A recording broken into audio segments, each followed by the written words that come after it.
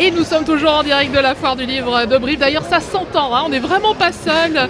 C'est vraiment la foire ici avec beaucoup de monde déjà. Et alors, il faut le dire quand même, on a eu un petit peu peur. Mais ça y est, nous avons retrouvé Suzanne Stock. Suzanne Stock, bonsoir. Bonsoir. Alors, comme à chaque édition, le polar est vraiment bien représenté ici à la foire du livre de Brive.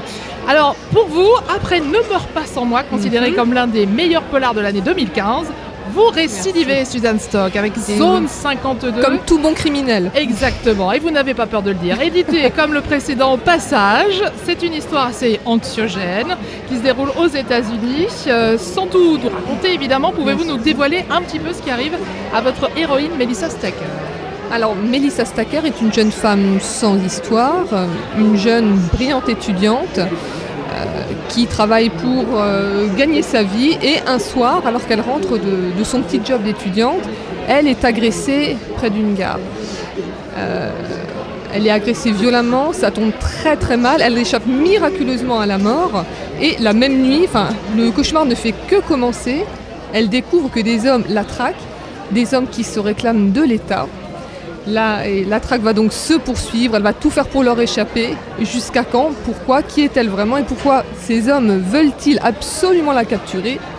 Toutes les réponses sont dans Zone 52. Exactement. Alors, en tout cas, ce sont beaucoup de questions qui nous amènent au cœur de cette inquiétante Zone 52 où d'étranges expériences scientifiques sont couvertes par le secret d'État. Voilà. Alors, on connaissait la Zone 51 dans le Nevada, une base militaire dite secrète dont l'existence a été admise en 2013 quand même par la CIA. Quand même, oui, pour la petite histoire. Voilà, mais qui reste au cœur des théories les plus farfelues, il faut bien le dire. Alors, la Zone 52, je crois qu'elle existe.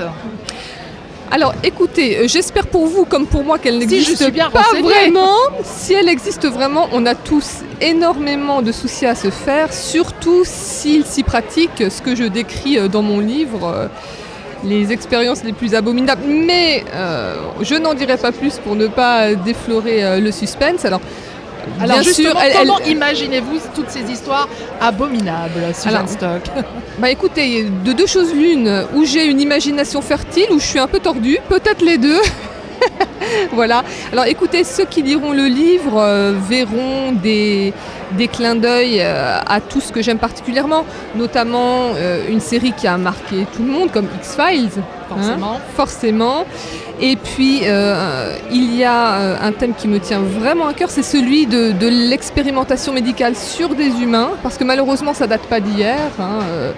Il y a eu dans l'histoire des choses abominables, pas seulement dans les camps nazis, ça a commencé bien avant, il faut le savoir, dans une unité japonaise, notamment en 1930. Il y a du vrai. C'est-à-dire que malheureusement, il y a du vrai et la réalité dépasse souvent la fiction, c'est bien le problème. Alors l'être humain a toujours besoin de s'imaginer des versions justement officieuses. On parlait du secret, le culte du secret, est-ce qui vous attire? Énormément. C'est vrai qu'on est... Alors évidemment, on est toujours tenté de voir des complots dans à peu près tout. Ceci dit, je pense très honnêtement qu'il vaut mieux pour nous qu'on ne sache pas tout ce qui se trame dans notre dos au plus haut niveau de l'État, parce qu'à mon avis, on serait bien surpris, quoi. Et tout ce qui se trame est soi-disant pour le bien des gens. Évidemment, c'est le contraire, comme on s'en doute.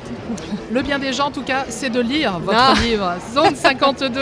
Merci beaucoup, Suzanne Stock. Zone 52 aux éditions Le Passage. Et vous êtes à la foire du livre de Brive jusqu'à dimanche. Jusqu'à dimanche midi. Merci beaucoup et bonne foire. C'est moi qui vous remercie. Au revoir.